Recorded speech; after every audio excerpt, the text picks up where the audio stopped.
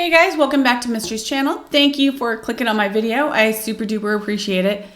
Today's video is kind of going in a different direction. The video I wanted to do today was the Absu. I wanted to find any and all descriptions of it so we could get a real better understanding of what it was.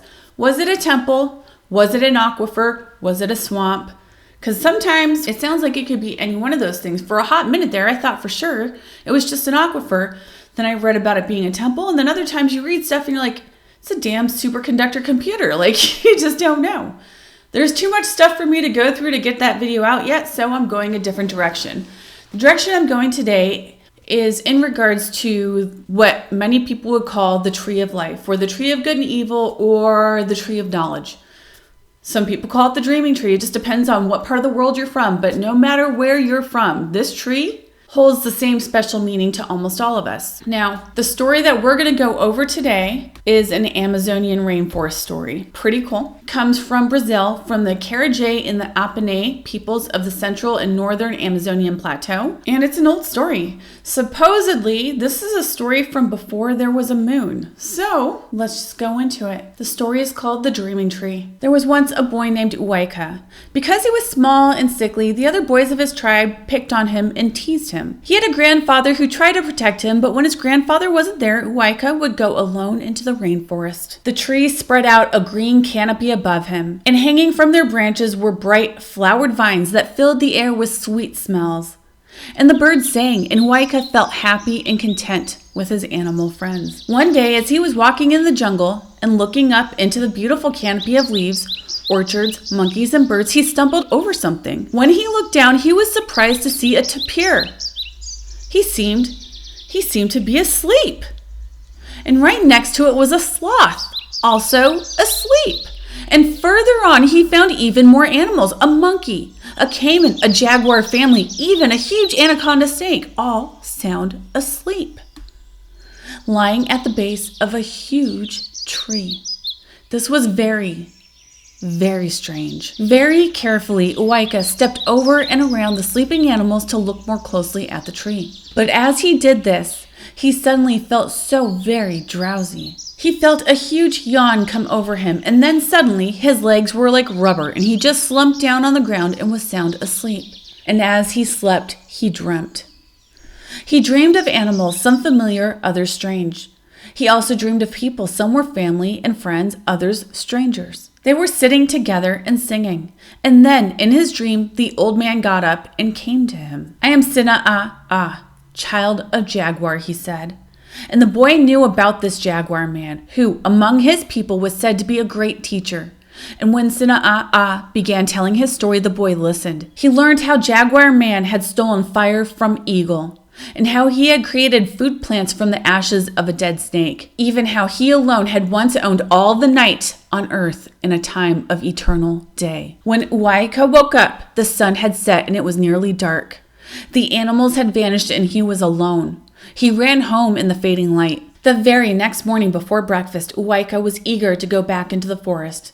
He found the huge tree again, and as before, was overcome by an immense stupor and slumped down in a deep sleep.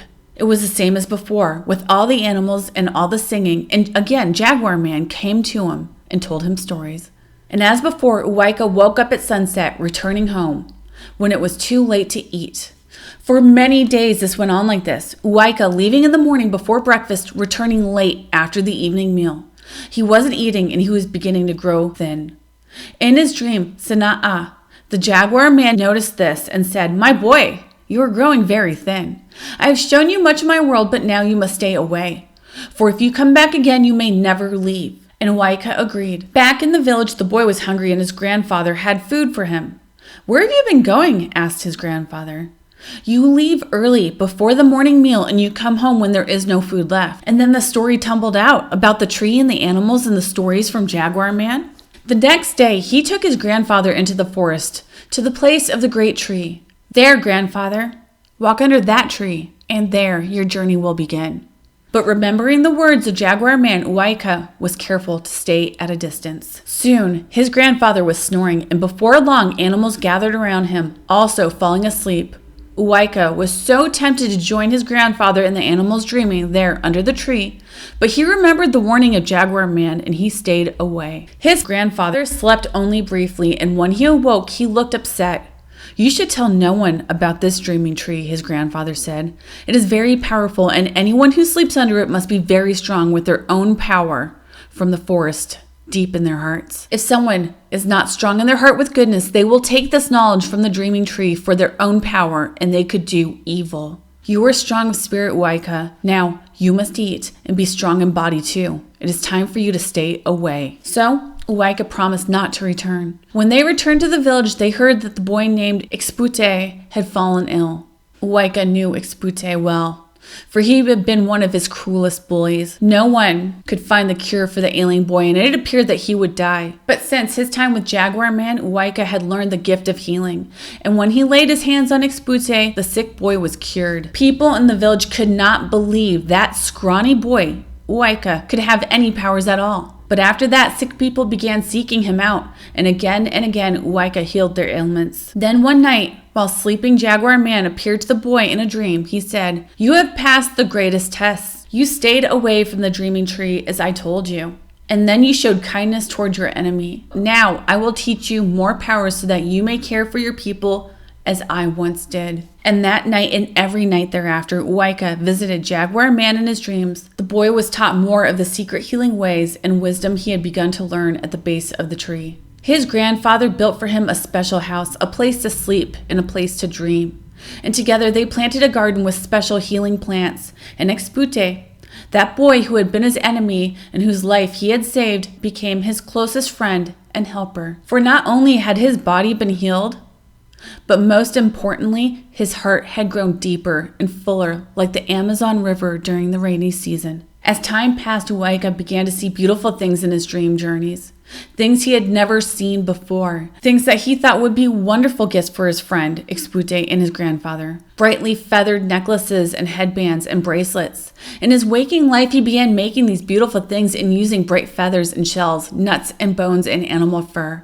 His dreams inspired him and showed him beautiful ideas no one in his tribe had ever seen before. But sadly, when the rest of the tribe saw these treasures he'd made, they were envious. Instead of asking the creative boy to show them how they could make these things, they said, "He thinks he's better than us." They began plotting amongst themselves to find a way to kill him. But how? They decided to wait until he was eating. They hid themselves near Uwaika's house. Toward the end of the afternoon, he returned from the river with his grandfather, with a fish they had caught for their supper. The boys waited quietly while Uwaika prepared the fish. Then, when he sat down with his grandfather, his enemies crept out of the bushes. And just at that point, when one of them was about to raise his club, suddenly Uwaika stood up. "I have learned many things in the dream world. I can see without even turning around." And then in the blink of an eye, he vanished. He and his grandfather and Ekspute, their house and their garden, all vanished from sight.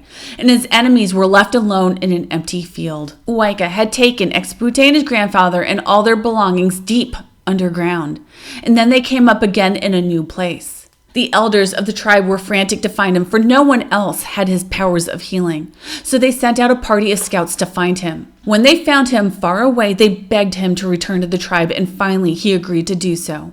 And for a while things went well, but before long his enemies were plotting again. They proposed to have a great feast in Uwaika's honor, but once again it was a trap.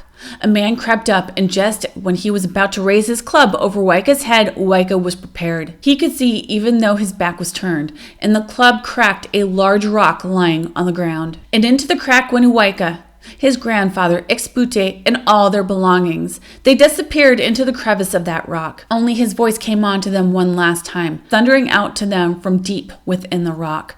"This time we shall not return, for you do not appreciate what I give you." And then they were gone forever. All right, guys, that's the dreaming tree. Throughout the Amazon region, there are many, many different stories about a shaman that was Jaguar Man. The Jurana people talk of a great shaman who is also associated with a jaguar, who is also said to have eyes in the back of his head. He could see at all places all at once. He could heal not only the land, but also the people. He was also said to find those who had the largest and most loving hearts to teach him his ways. So I just thought it was super interesting interesting. Now, I knew that there was a tree of knowledge per se in Mesoamerica. The Olmecs and the Aztecs had one. And of course, I'll go over all of that in one of my next videos. But I thought this was interesting because I had looked before and I had never found a tree of knowledge of sorts in South America. Anyway, thanks guys for watching, and I hope you guys have yourselves a very great day.